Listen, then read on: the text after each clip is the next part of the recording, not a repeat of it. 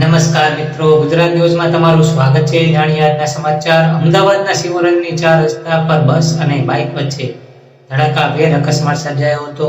મિત્રો, જેમાં બાઇક સવાર યુવતીનું કમકમાટી ભર્યું મોત નીપજ્યું હતું। કાળ બનીને આવેલ બસના ટાયર નીચે આવી જતા યુવતીને કાળ આંબી ગયો હતો। મળતી માહિતી મુજબ જ્યારે બાઇક ચાલક યુવાનને ગંભીર ઇજા પહોંચી હતી, ત્યારે આ કરુણ ઘટનાના સીસીટીવી પણ સામે આવ્યા છે।